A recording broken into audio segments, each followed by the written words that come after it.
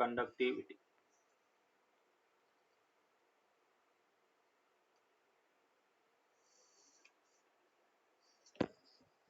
Conductivity को sigma से denote करेंगे।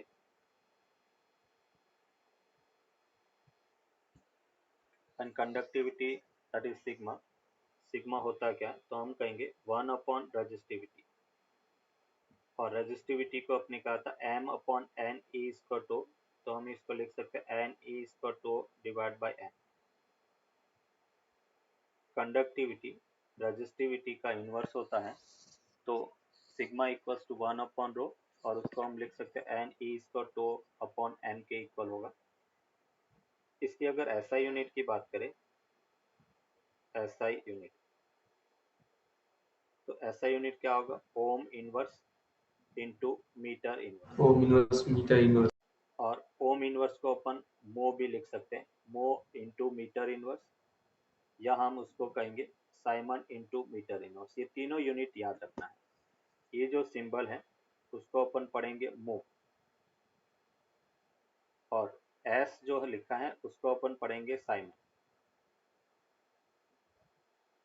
ओम इनवर्स इनटू मीटर इनवर्स, और ओम इनवर्स को ही अपन मो पढ़ते हैं। ओम इनवर्स है उसी को अपन कहेंगे मो। जैसे हमने कहा था resistivity nature of the material और टेम्परेचर पे डिपेंड करता है, उसी टाइप से हम कहेंगे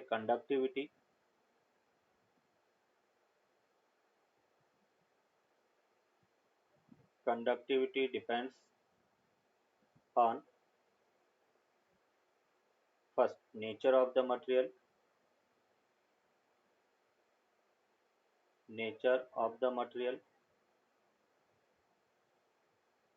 एंड सेकेंड टेम्परेचर। टेम्परेचर पे डिपेंड करेगा, और दूसरा अपन कहेंगे नेचर ऑफ द मटेरियल। अगर अपन कह रहे हैं कि जैसे हम बात करें फॉर कंडक्टर,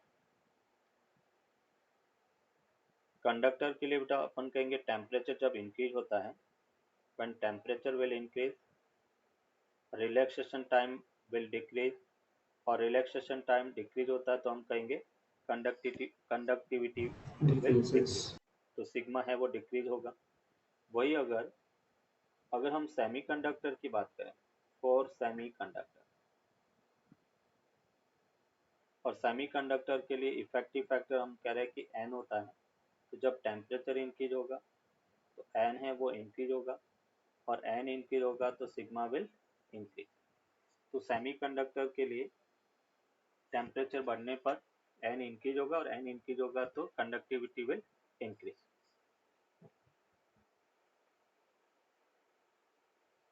नोट कर दिया? Yes, noted. चलो नेक्स्ट अपन बात करेंगे कंडक्टिविटी के बाद में एक टर्म डिफाइन करेंगे, that is mobility.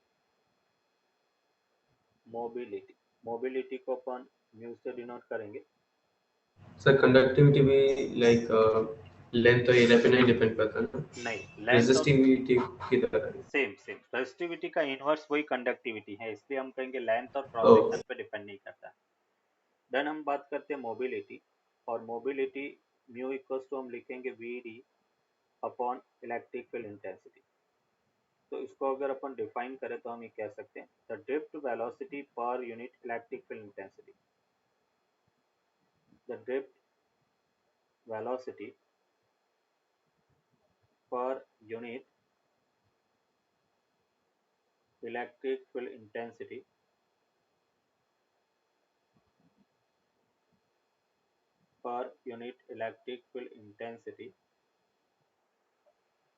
is called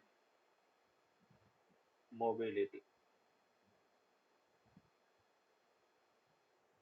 and अगर अपन इसका ऐसा यूनिट देखें, ड्रिफ्ट वेलोसिटी की यूनिट मीटर पर सेकेंड है, और उसको अपन लिख सकते हैं volt E P by D, volt per metre, तो ये मीटर स्क्वायर हो गया। हम इसको लिखेंगे metre square upon volt into second. अगर हम प्रैक्टिकल यूनिट की बात करें, क्योंकि इसकी ड्रिफ्ट वेलोसिटी वेरी स्मॉल होती है, तो प्रैक्टिकल यूनिट अगर अपन देखें तो ये होता है centimetre square upon volt into second.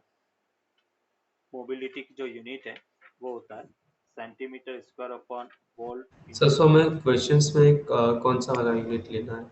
जब अपन कह रहे कि हमें क्वेश्चन पूछा जाएगा तो हम ऐसा यूनिट से ही सॉल्व करते हैं। कोई भी प्रॉब्लम है उसको ऐसा यूनिट से ही हम सॉल्व करेंगे। अगर सेंटीमीटर स्क्वायर वोल्ट ओके पर सेकंड दे रखा तो भी हम उसको एसआई में कन्वर्ट करके फिर प्रॉब्लम को सॉल्व करेंगे। बट जब अपन ऐसे शो करते हैं कि ड्रिफ्ट वेलोसिटी का जो ऑर्डर है वो सेंटीमीटर स्क्वायर ऑर्डर का होता है, वेरी स्मॉल होता है, इसलिए हम उसको सेंटीमीटर में लिखते ओके हैं। तो मोबिलिटी और दूसरा अपन कह सकते हैं कि अगर वी डी उसको अगर देखें अपन फॉर्मूला, तो वी डी का in terms of electric field हमें मिला था ई बाई एम इंटू टो। तो यहाँ से मोबिलिटी सो हम लोग माइनस साइन कंसीडरेशन में नहीं लेते? नहीं, माइनस साइन को अपन ले लेंगे, केवल मैग्नीट्यूड की बात ओके करेंगे। तो ई टो अपॉन एम के इक्वल होगा। ये मोबिलिटी जो टाइम कांस्टेंट पे डिपेंड करती है, रिलैक्सेशन टाइम पे डिपेंड करती है ना, और रिलैक्सेशन टाइम है वो टेम्परेचर पे डिपेंड करता है। इसका मतलब हम ये कह सकते हैं कि जब टेम्परेचर इंक्रीज होगा, टेम्परेचर इंक्रीज होता है तो टाइम रिलैक्सेशन टाइम क्या होगा, डिक्रीज होगा, और रिलैक्सेशन टाइम डिक्रीज होगा, इसका मतलब मोबिलिटी विल डिक्रीज। तो इसलिए अपन क्या कह रहे हैं कि जब समर में टेम्परेचर बहुत बढ़ जाता है तो उस केस में जो इलेक्ट्रॉन्स है वो बहुत स्लो मोशन करना स्टार्ट कर लेते हैं। रीजन क्या स्लो मोशन, क्योंकि नंबर ऑफ कॉलिजन बढ़ जाती है। इलेक्ट्रॉन्स की आपस में जो कॉलिजन वो इतनी ज्यादा इंक्रीज हो जाती है कि नेट ड्रिफ्ट कम हो जाता है, मतलब उसका डिस्प्लेसमेंट है वो कम हो जाएगा, कॉलिजन ज्यादा होगी, इसलिए हीट ज्यादा प्रोड्यूस करती है और अपन कह रहे हैं एनर्जी लॉस ज्यादा इंक्रीज हो जाता है। तो ये अपन कह रहे कि मोबिलिटी। नेक्स्ट नोट कर दिया। Yes noted. नेक्स्ट टर्म अपन यहाँ पे डिफाइन करेंगे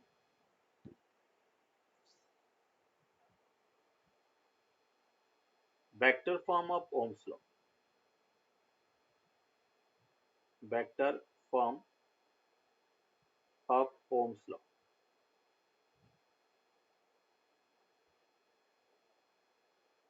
vector form of Ohm's law.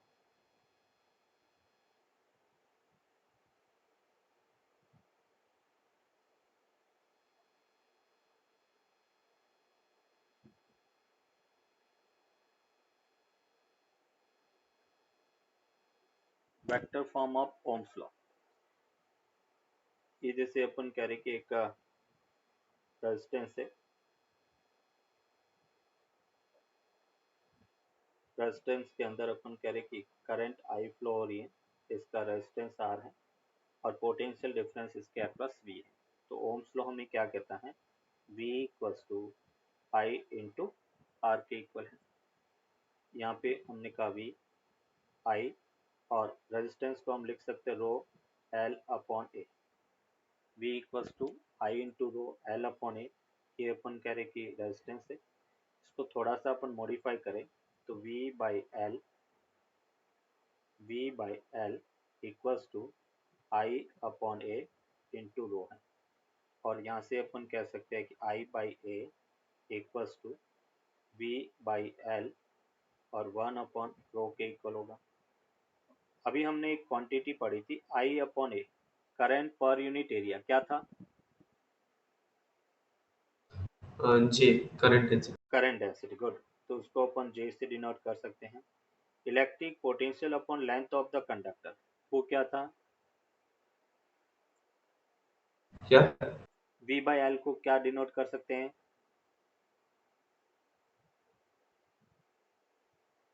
Electric field intensity. V by L को इलेक्ट्रिक फील्ड इंटेंसिटी कह सकते हैं। वी इलेक्ट्रिक पोटेंशियल है, एल उसकी लेंथ है। तो देखो यहाँ से अपने को क्या क्वांटिटी मिला, जे इक्वल्स टू, ये हमने लिखा ई बाई रो, और J vector equals to 1 upon rho को सिग्मा लिख सकते हैं, तो सिग्मा ई। यस तो यहाँ से अपने को मिला J vector equals to sigma into E vector.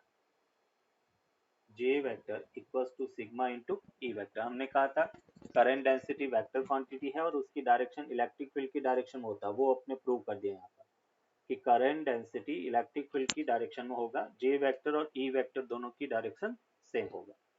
तो J vector equals to sigma into E vector के इक्वल होगा। क्लियर यहाँ तक, चलो। यस। अभी अपन कह रहे हैं कि जैसे एक और नोट करके अपन लिखेंगे, प्रॉब्लम सॉल्व करने में ये फॉर्मूला अपने को हेल्प करेगा। हमने करंट और डिप्ट वेलोसिटी में रिलेशन देखा था, I equals to N E A we D, ये रिलेशन था। अभी अपन कह रहे कि एक रिलेशन और अभी हमने देखा मोबिलिटी का, तो मोबिलिटी को हमने कहा था वी डी अपॉन ई के इक्वल होगा। तो मैं डिप्ट वेलोसिटी को इन टर्म्स ऑफ मोबिलिटी लिख सकता हूँ mu into E vector, mu into E. तो यहाँ से अपने को मिला I that is equals to N E A mu e के इक्वल होगा। तो मोबिलिटी के टर्म्स में अगर अपन करंट की बात करें तो इसका फॉर्मूला हो जाएगा I equals to N E A mu e के इक्वल होगा। अगर हम सेमीकंडक्टर के अंदर यही करंट अगर फाइंड करने का कहें, ये अपन कह रहे कि करंट है वो किसमें, कंडक्टर के अंदर। कंडक्टर में चार्ज कैरियर्स केवल इलेक्ट्रॉन्स होता है, तो करंट केवल इलेक्ट्रॉन्स के फ्लो के कारण होगी। नोट कर दिया? Yes sir. चलो सेकेंड अपन कह रहे हैं कि अगर हम इलेक्ट्रिक करंट इन सेमीकंडक्टर देखें, इलेक्ट्रिक करंट जैसे आपने सेमीकंडक्टर पढ़ा है तो वहाँ पे करंट हालांकि नहीं करवाया होगा आपको, electric current in semiconductor, but question उससे रिलेटेड अपने को पूछते हैं, इवन बोर्ड में भी क्वेश्चन आते हैं। इलेक्ट्रिक करंट इन सेमीकंडक्टर, तो सेमीकंडक्टर के अंदर करंट है वो दो चार्ज कैरियर्स होते हैं। क्या क्या होते हैं चार्ज कैरियर्स सेमीकंडक्टर में? एक तो इलेक्ट्रॉन्स होते हैं, एक होल्स होते हैं। तो सर करंट, आपने हाँ, वो कौन सा सिंबल किया है? Electric current in semiconductor, I equals to I e अच्छा अच्छा, आई आई किया। एच। यहाँ पे ये जो हमने लिखा I e, that is electric current due to electrons, electric current due to electrons,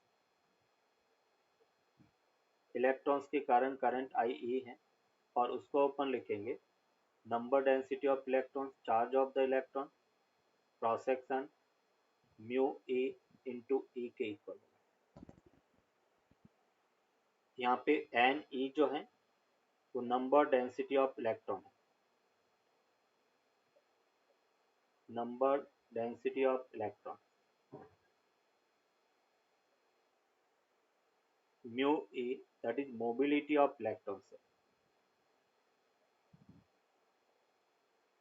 mobility of electrons. बाकी ई तो हमें पता है, स्मॉल ई पता है और कैपिटल ए भी पता है। सेकेंड अपन कह रहे कि आई एच हमने लिखा है, इसको अपन कहेंगे electric current due to holes, electric current due to holes. और इस करंट को अपन लिखें N H E A mu H into E की। यहाँ पे एन एच जो है उसको कहेंगे number density of holes, number density of holes. और म्यू एच जो है उसको अपन कहेंगे मोबिलिटी ऑफ होल्स,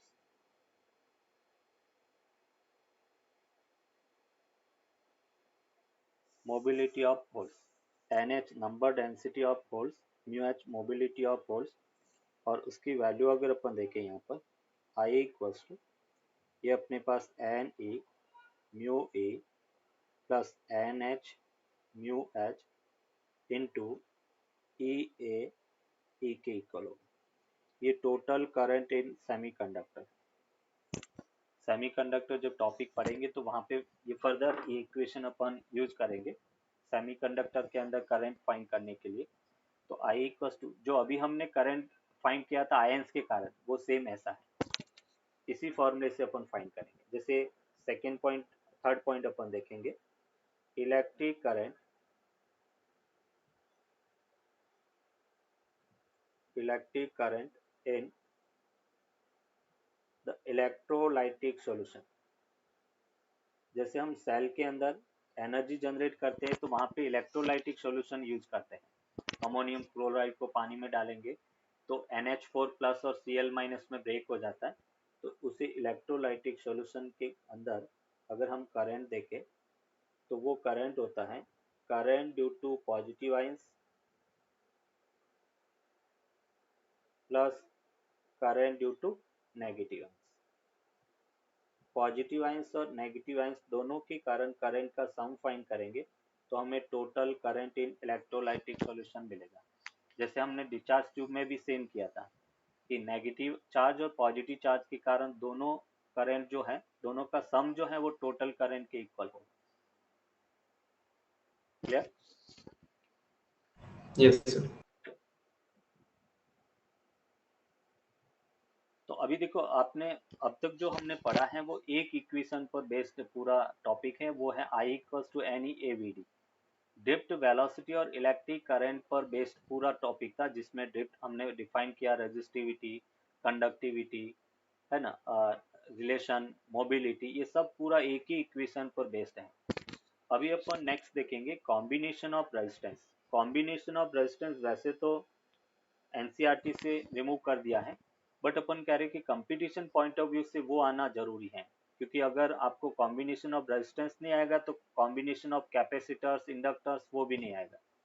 तो यहाँ पे अपन देखेंगे combination of resistance, combination of registers.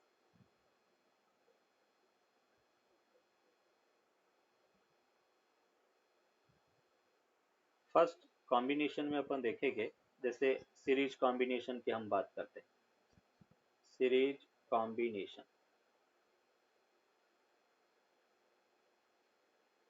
Series combination and series combination में अपन कहेंगे कि जैसे एक रेजिस्टेंस है, कि रेजिस्टेंस R1 है, अनदर रेजिस्टेंस R2 है, कि रेजिस्टेंस R3 है,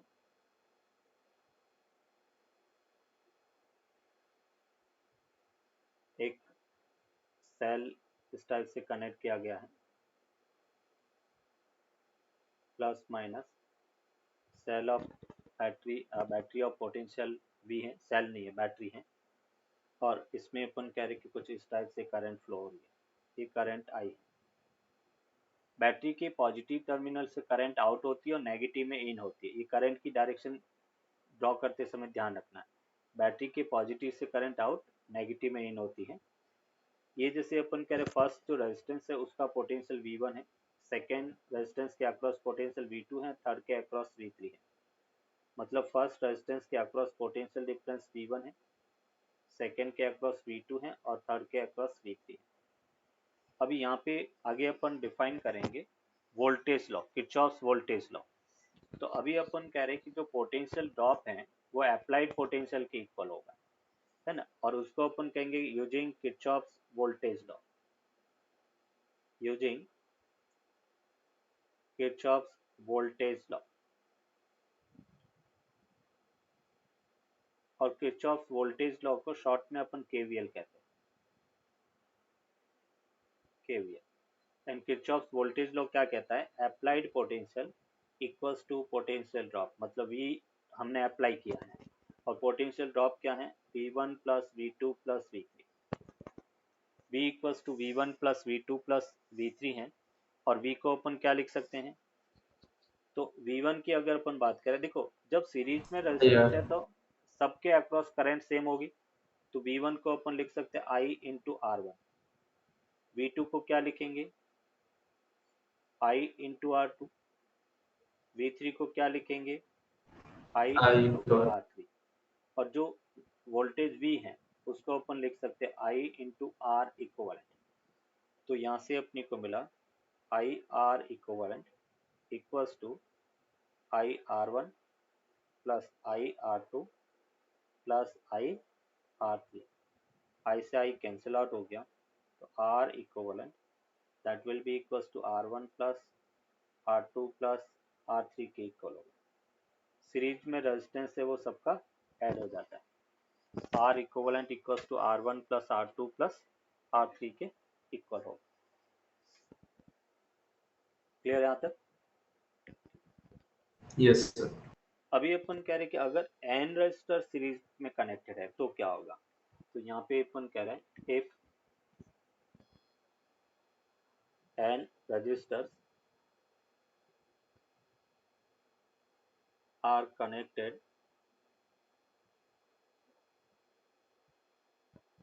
in series। और जब n रेजिस्टर्स सीरीज में कनेक्टेड है तो हम कह सकते हैं R equivalent that will be equal to R1 plus R2 up to Rn के इक्वल होगा। ये इक्विवेलेंट रेजिस्टेंस होगा। अगर हम कह रहे हैं इफ सभी रेजिस्टेंस इक्वल है, R1 equals to R2 equals to up to Rn और वो सिंपल R के इक्वल है, तो R इक्विवेलेंट है वो n टाइम्स R के इक्वल होगा। इक्विवेलेंट रेजिस्टेंस किसी एक n टाइम्स ऑफ एक रेजिस्टेंस हो जाएगा n इंटू R के इक्वल। तो अभी अपन ये ध्यान रखेंगे कि सीरीज के अंदर जब भी रेजिस्टेंस हम इक्विवेलेंट फाइंड करेंगे तो इक्विवेलेंट रेजिस्टेंस सबसे बड़े रेजिस्टेंस से भी ज्यादा होगा, ये ध्यान रखना। जैसे एक 1 ओम है, दूसरा 100 ओम है, तो इक्विवेलेंट 100 से ज्यादा होगा। ऑब्वियसली 101 होगा तो 100 से ज्यादा होगा। अभी अपन कह रहे कि यहाँ पर एक सीरीज लॉ अपन देखेंगे।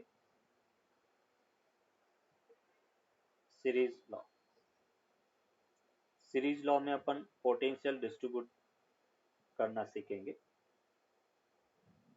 जैसे हम कह रहे कि ये दो रेजिस्टेंस है, ये रेजिस्टेंस R1 है, ये रेजिस्टेंस R2 है। एक V पोटेंशियल की बैटरी कनेक्ट की गई है और हमें पूछा गया है कि V1 और V2 के अक्रॉस पोटेंशियल क्या है। जैसे अपन कहेंगे कि यहाँ का पोटेंशियल V है, यहाँ का पोटेंशियल 0 है, इसके अक्रॉस पोटेंशियल V1 है और इसके अक्रॉस पोटेंशियल V2 है और हमें V1 V2 फाइंड करना है। तो यहाँ पे अपन क्या लिख सकते हैं, V1 इक्वल्स टू हम कहेंगे I इंटू R1 के इक्वल होगा। इसमें करंट I फ्लो हो रही है और I को अपन लिख सकते हैं total potential upon total resistance V upon R1 R2 और ये R1 है। तो ये V1 का एज ए फॉर्मूला अपन याद रख सकते हैं, V1 equals to V R1 upon R1 plus R2। As same अगर हमें V2 फाइंड करना है तो हम लिख सकते हैं I इंटू R2 और ये अपने को मिलेगा V R2 upon R1 plus R2 के इक्वल होगा। ये अपन कह रहे कि V2 पोटेंशियल है।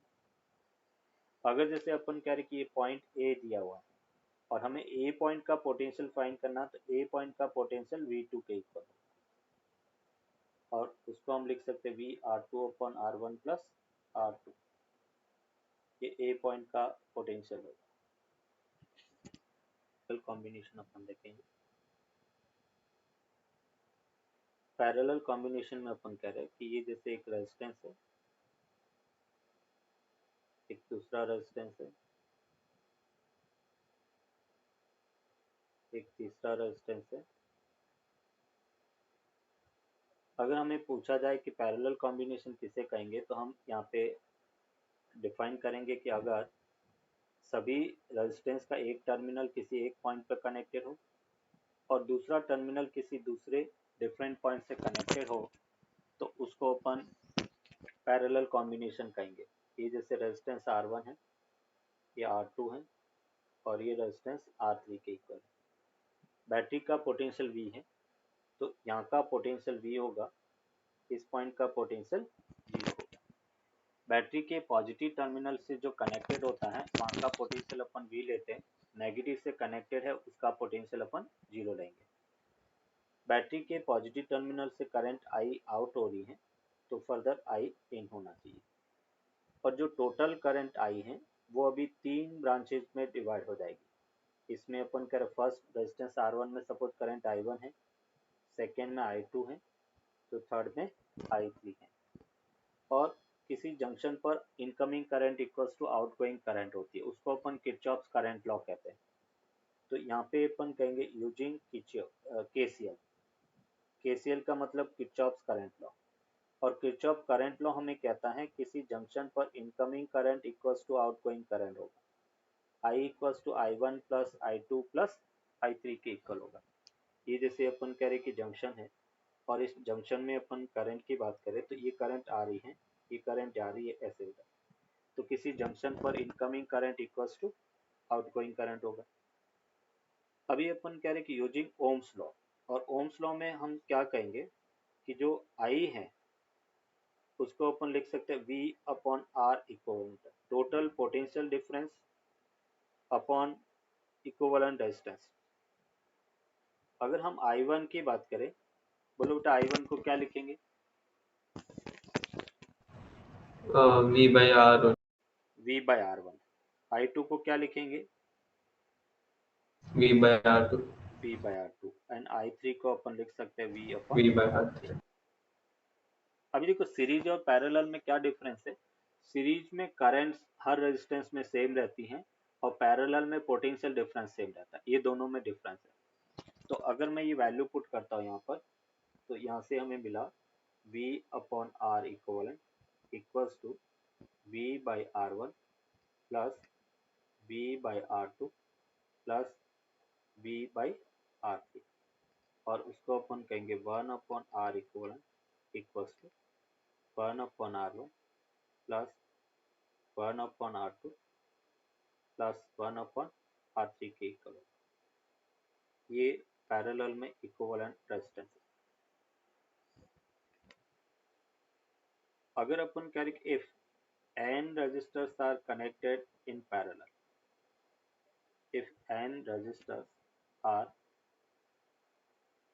connected in parallel,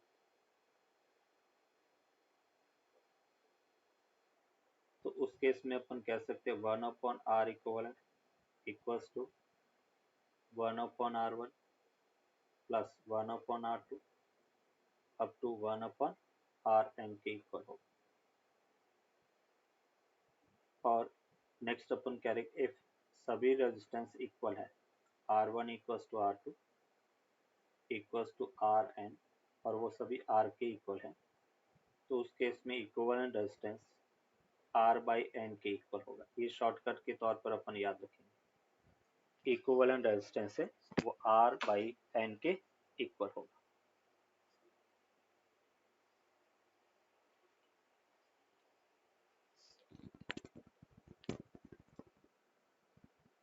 अभी देखो यहाँ पे I1 upon I2 equals to R2 by R1, मैं क्या करता हूँ दोनों तरफ 1 को ऐड कर लेता हूँ। I1 by I2 heat and trial method से अपन यहाँ पे सॉल्व कर रहे हैं, दोनों तरफ मैंने 1 को ऐड कर दिया, और जब दोनों तरफ 1 को ऐड किया और फिर एलसीएम लिया तो ये मिला I1 plus I2 upon I2 equals to R1 plus R2 upon R1, और I1 प्लस I2 उसको हम टोटल करंट I से रिप्रेजेंट कर सकते हैं। I1 प्लस I2 I के इक्वल होगा, तो यहाँ से अपने को मिला I upon I2 equals to R1 plus R2 upon R1 के इक्वल होगा। इस यहाँ पे अपन कह सकते हैं कि I2 इक्वल्स टू हमें मिला I R1 upon R1 plus R2 होगा। इस टाइप से अपन करंट फाइंड कर सकते हैं। हमें कई बार ऐसा पूछा जाता है कि बताओ I2 की वैल्यू कितना है या I1 की वैल्यू तो कितनी है। हम लोग R1 प्लस R2 को R इक्विवेलेंट भी ले सकते हैं। नहीं, R1 plus R2 R equivalent नहीं है, क्योंकि नहीं, पैरेलल क्योंकि 1 बाय R, हाँ नहीं, वो R1 R2 अपन R1 प्लस R2 वो R इक्विवेलेंट होगा।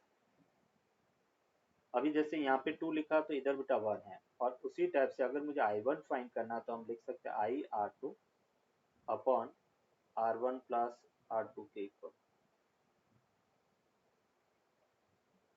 ये इसका इक्विवेलेंट सॉरी करंट फ्लोइंग होगा। दो रेजिस्टेंस है उसमें किस टाइप से करंट अपन फाइंड कर सकते हैं, वो अपन इस फॉर्मूले को यूज कर सकते हैं।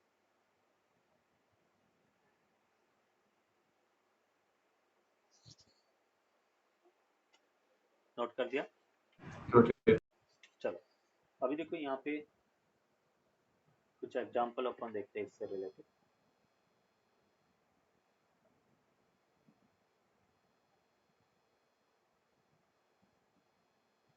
जैसे एक रेजिस्टेंस है, रेजिस्टेंस 10 ओम है,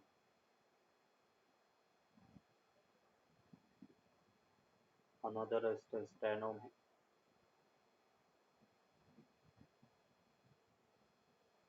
ये रेजिस्टेंस 5 ohm है,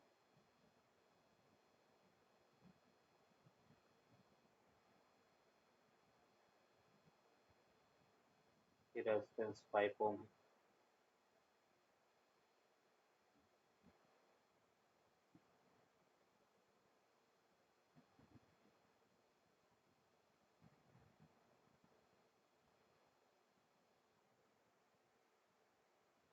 ये 10 वोल्ट की बैटरी है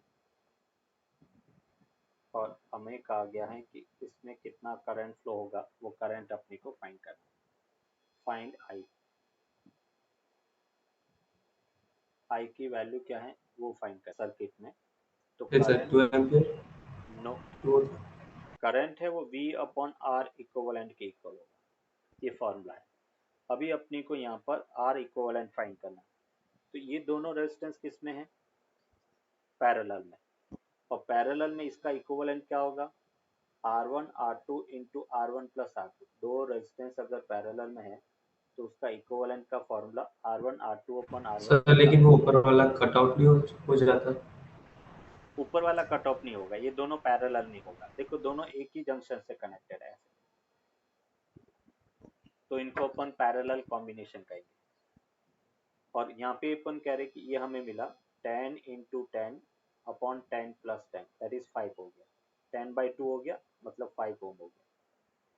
अभी देखो यहाँ से जो करंट आई, आधी करंट इसमें गई, आधी करंट इसमें, यहाँ से जो करंट आएगी वो पूरी की पूरी इस रेजिस्टेंस में से जाएगी, मतलब यहाँ पे शॉर्ट सर्किट हो गया रेजिस्टेंस, इसको अपन बोलते हैं short circuit of the resistance.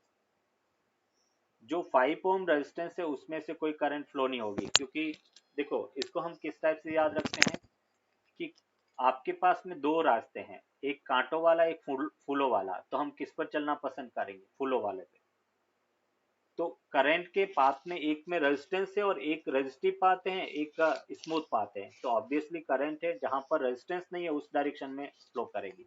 तो पूरी की पूरी करंट यहाँ से इधर आ रही है, इस रेजिस्टेंस वाली ब्रांच में कोई करंट नहीं गया, मतलब इस 5 ओम का यहाँ पे कोई यूज नहीं है, और दूसरा ये 5 ओम उसका सीरीज में हो गया। तो आर इक्विवेलेंट अगर अपन देखें यहाँ पर, आर इक्विवेलेंट 5 प्लस 5 हो गया, सीरीज में ऐड हो जाता है, मतलब 10 ओम हो गया। तो V की वैल्यू 10, आर इक्विवेलेंट वो भी 10, और 10/10 कितना हो गया, 1। तो यहाँ पे अपन कहेंगे कि सर्किट में करंट है वो 1 एम्पियर फ्लो होगी। इसमें मैंने वो ऊपर वाला 10 ओम कट आउट कर दिया था, हाँ ऊपर नहीं, वाला 5 ओम। हाँ नहीं, उसको कट आउट नहीं कर सकते, दोनों पैरेलल कॉम्बिनेशन होगा। नेक्स्ट देखो,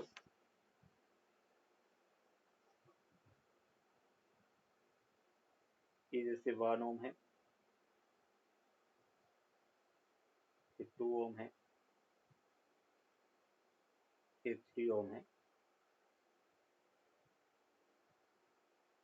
ये एक बैटरी है, बैटरी ऑफ वोल्टेज 30 वोल्ट है, और अपने को पूछा गया कि इसमें करंट कितना फ्लो होगा, फाइंड आई। आई की वैल्यू अपने को फाइंड करना, फाइंड करो।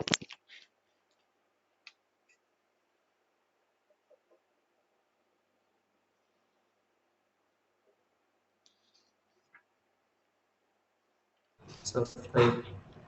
कितना, 5. 5, गुड। इसमें अपन कह रहे कि जब आर इक्विवेलेंट अपन फाइंड करेंगे, आर इक्विवेलेंट सीरीज में हो गया, means 1 plus 2 plus 3, and that is 6 ohm. तो I equals to 30/6, and that is 5 ampere के equal.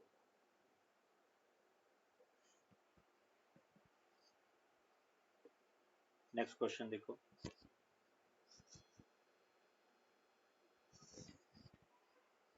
a wire of rho L resistivity, that is resistance per unit length, 10⁻⁻6 ohm per meter, is turned in the form of a circle of diameter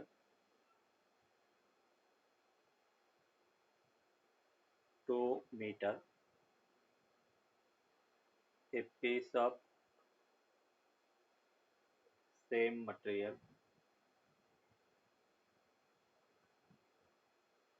piece of same material is connected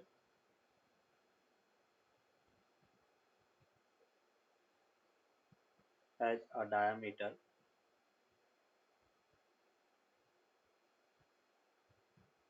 AB, then find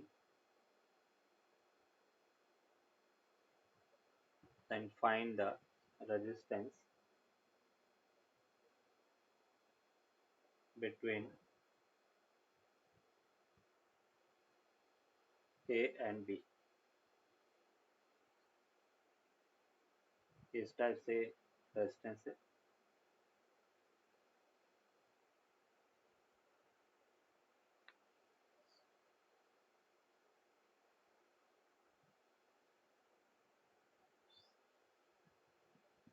ये A है, ये B है, ये अपन कह रहे कि diameter है, ये अपन कह रहे कि इस टाइप से इसका रेजिस्टेंस सपोज R1 है, इसका R2 है और ये R3 है, और अपने को इसका इक्विवेलेंट रेजिस्टेंस फाइंड करना है। फाइंड करो बेटा, कितना मिलेगा। तीनों रेजिस्टेंस एज अ पैरेलल में है, और जब उसको सॉल्व करेंगे तो 2 pi upon 10⁶ into 2 plus pi 4 plus pi हो गया, और उसको अपन जब सॉल्व करेंगे तो फाइनल आंसर अपने को मिलेगा 0.88 into 10⁻⁻⁶ that is answer. Reduction method से मतलब सर्किट को रिड्यूस करते हुए अपन कैसे सॉल्व करेंगे वो अपन यहाँ पर देखेंगे। देखो एक एग्जांपल से इसको अपन एक्सप्लेन करते हैं कि जैसे एक रेजिस्टेंस है,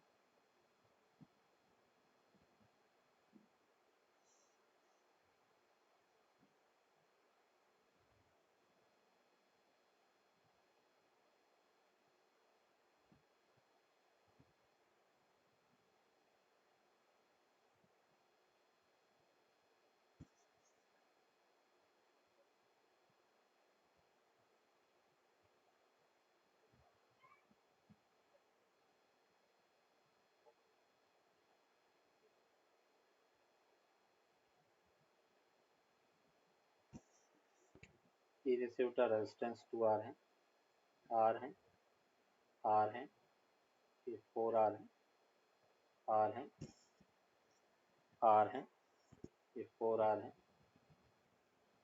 ये R है, R 4R, R R, ये A है और ये B है।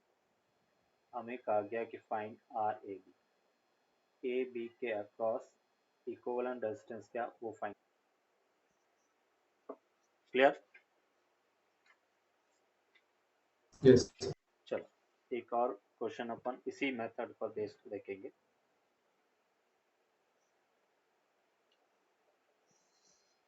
One more example, similar method, reduction method से इसको सॉल्व करना है।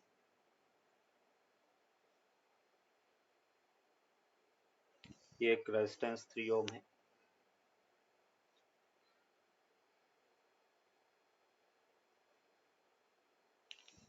ये 3 ओम है,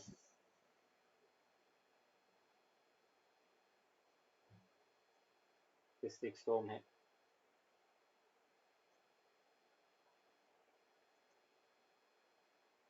ये 6 ओम है, ये 3 ओम है,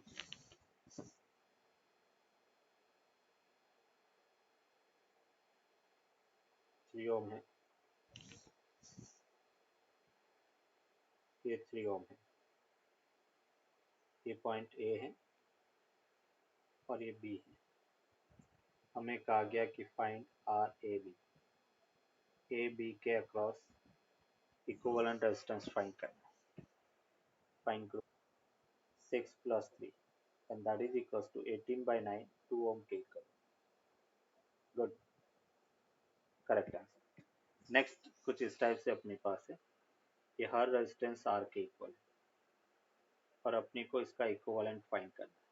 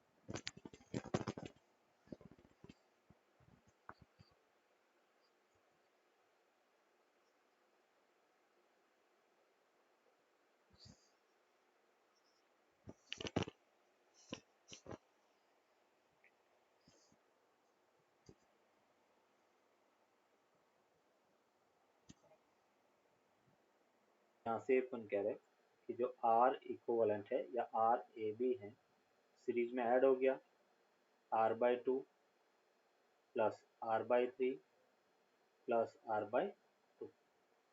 एलसीएम लिया कितना आया 6। यहाँ से अपन कह रहे कि 3R plus 2R plus 3R that will be equals to 8R/6 और उसको हम लिख सकते हैं 4R/3। तो ए बी के अक्रॉस इक्विवेलेंट रेजिस्टेंस 4R/3 के equal, that is the answer. चलो Noted.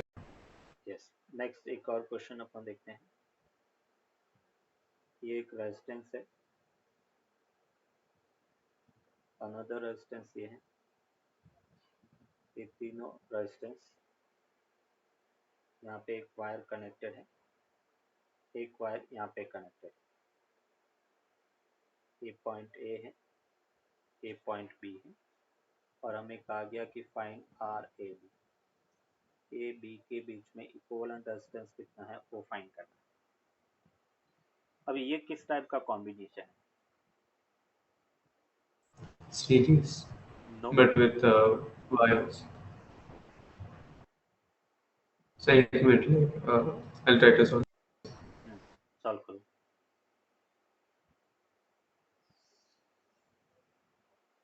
तीनों जो रेजिस्टेंस है, जब भी इस टाइप से अपन पैरेलल सीरीज डिसाइड नहीं कर पाते तो एक बैटरी कनेक्ट कर लेते हैं। बैटरी के पॉजिटिव टर्मिनल का जो पोटेंशियल होगा, जैसे यहाँ का पोटेंशियल V है तो इधर का भी पोटेंशियल V होगा क्योंकि बीच में सिंपल वायर है। तो पहले रेजिस्टेंस का एक टर्मिनल, दूसरे का एक टर्मिनल और तीसरे का एक टर्मिनल आपस में V से कनेक्टेड है, तो मैंने इसमें V से कनेक्ट कर लिया। और दूसरे तीनों टर्मिनल जीरो से कनेक्टेड है तो जीरो से आपस में कनेक्ट कर लिया, तो ये पैरेलल कॉम्बिनेशन है। और पैरेलल कॉम्बिनेशन है तो इसका इक्विवेलेंट R/3 के इक्वल होगा। क्लियर? So इसलिए series अगर like if this was series तो फिर क्या होता इसमें ये voltage? सीरीज नहीं, इसमें सीरीज नहीं होगा। इसमें एक और, अगर जैसे वायर की, इस वायर की जगह एक रेजिस्टेंस कनेक्ट करते तो एक व्हीट स्टोन ब्रिज बनता, उसको अपन आगे सॉल्व करेंगे। Okay.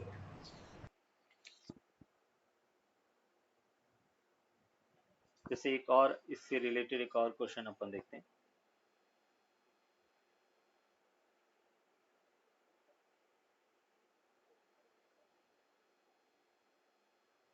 एक रेजिस्टेंस है,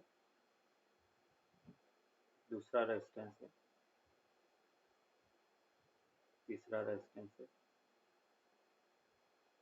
ये फोर्थ रेजिस्टेंस है और ये फिफ्थ रेजिस्टेंस है।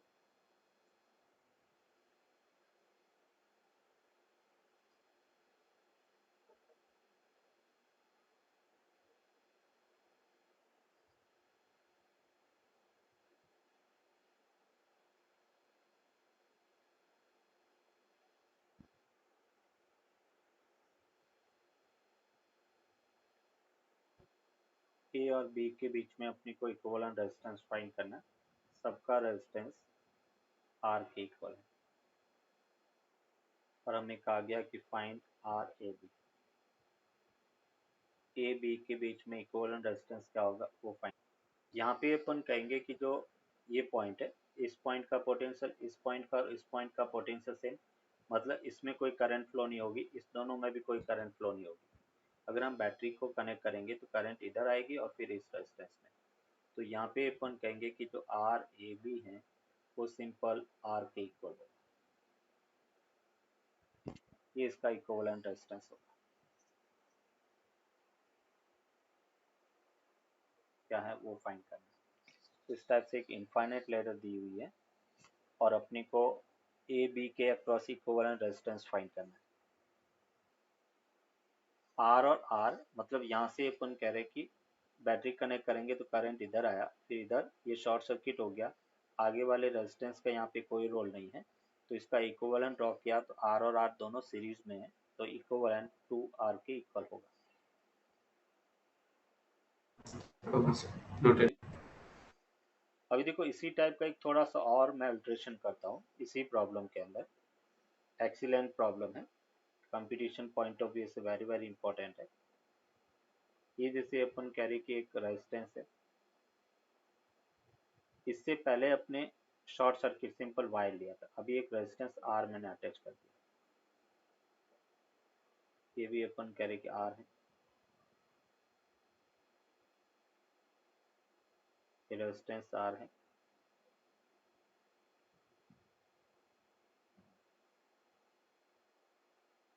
ये रेजिस्टेंस आर है, आर है,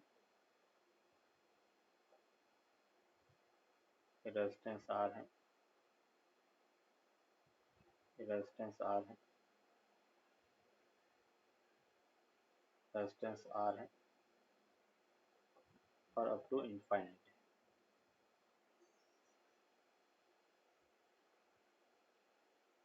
find R A B, A B के बीच में इक्विवेलेंट रेजिस्टेंस कितना है वो अपने को फाइंड करना है।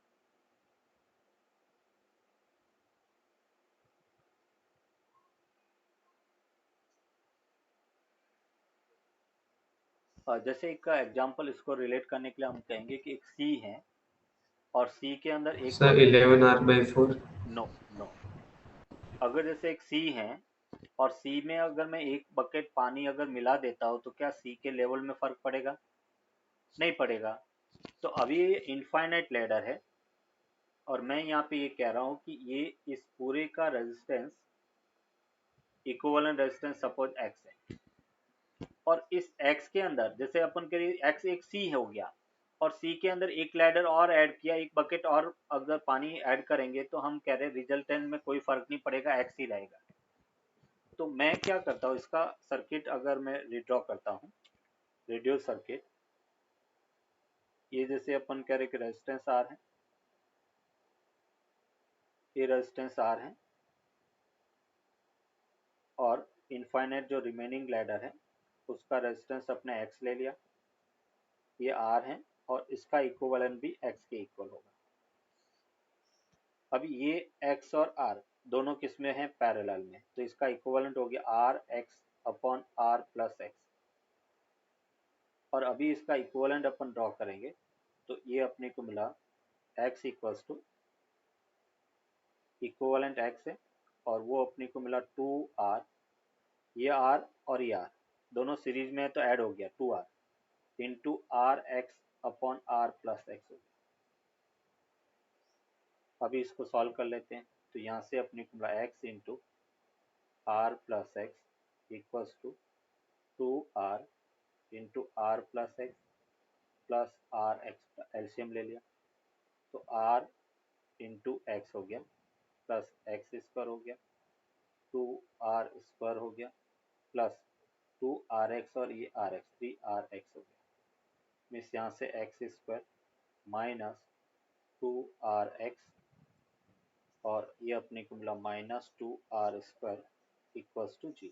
एक्स में क्वाड्रेटिक इक्वेशन हो गया तो x equals to minus B 2r plus minus B square 4r² और minus 4ac plus 8r² upon 2, और उसको हम लिख सकते हैं 2 से 2 कैंसिल आउट हो गया, 8 और 12 को 4 इंटू 3 लिख सकते हैं, और 2r से 2r कैंसिल आउट।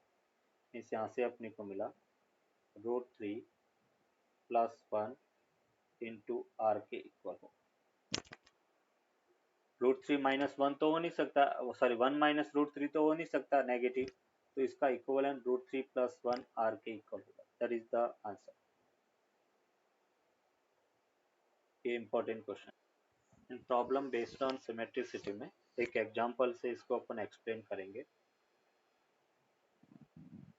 फर्स्ट जो है केस 1, केस 1 में अपन कहेंगे परपेंडिकुलर सिमेट्रिसिटी।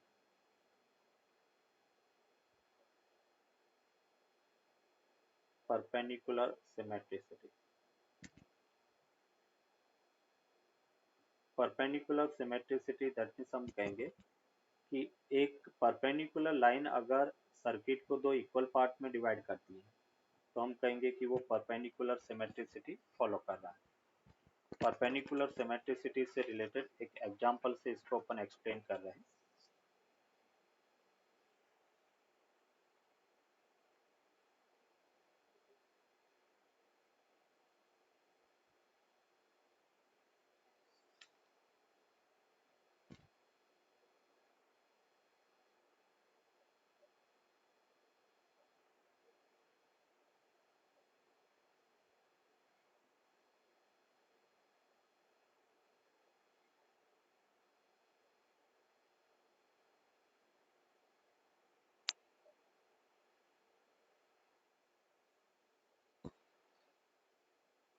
इस टाइप से अपन कह रहे कि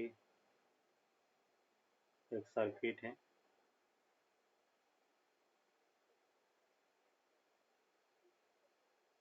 अभी देखो इस टाइप के सर्किट में ना तो कोई सीरीज कॉम्बिनेशन लग रहा है ना पैरेलल कॉम्बिनेशन लग रहा है, तो अभी सीरीज और पैरेलल से तो अपन इसको फाइंड नहीं कर सकते।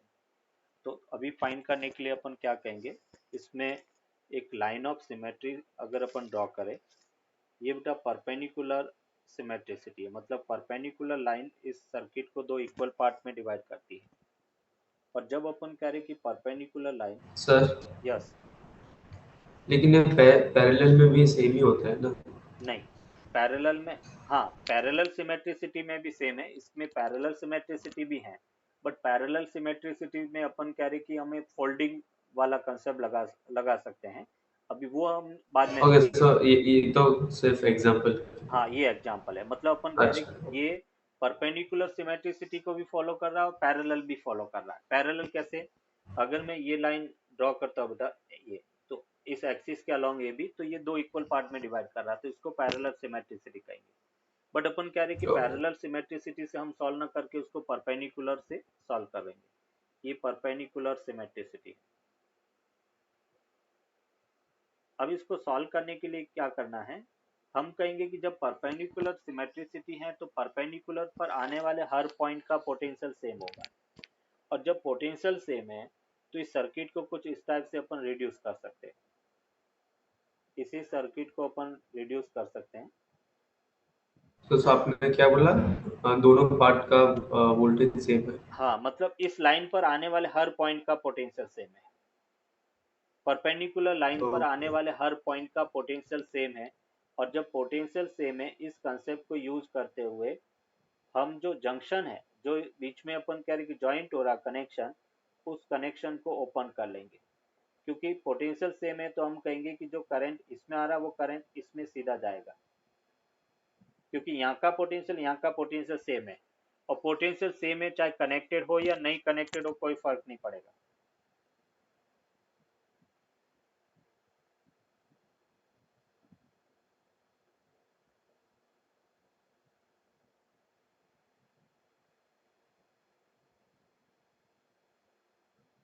ये इस टाइप से अपन कह रहे हैं, ये जैसे बी है, ये ए है, यहाँ पे अपन कह resistance R, R R R R R, ये रेजिस्टेंस अपन कह रहे कि आर के इक्वल। अभी इसको सीरीज पैरेलल सॉल्व कर सकते हैं। तो यहाँ पे देखो, ये बेटा अपन कह रहे कि दो सीरीज और एक उसके पैरेलल में, तो इसका इक्विवेलेंट 2r/3 होगा। सेम इन तीनों का भी इक्विवेलेंट 2r/3 होगा। और इसका नेक्स्ट इक्विवेलेंट अगर ड्रॉ करें तो हमें मिला एक r, दूसरा 2r/3 और तीसरा r।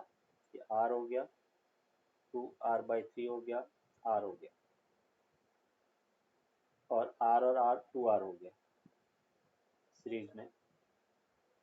फिर एक r हो गया, 2r/3 हो गया, और ये r हो गया। अभी 2r/3 और 2r, तो इसका इक्विवेलेंट अगर अपन देखें तो 8r/3 हो गया, 8r/3 हो गया। इसका इक्विवेलेंट भी 8r/3 हो गया। और जब हम इसका इक्विवेलेंट यहाँ पे देखेंगे तो तीनों पैरेलल में हो गया। तो 1/r equivalent equals to 3/8r plus 1/2r plus 3/8r। LCM लिया, 8r हो गया, 4 3 7, 7 और 3 10 हो गया। तो यहाँ से r equivalent that will be equals to 4r/5। ये इसका इक्विवेलेंट होगा। परपेंडिकुलर सिमेट्रिसिटी, परपेंडिकुलर सिमेट्रिसिटी में मैंने बताया आपको कि परपेंडिकुलर लाइन पर हर पॉइंट का पोटेंशियल सेम होता है, बट इस कंसेप्ट को अपने को यहाँ पे यूज करना है।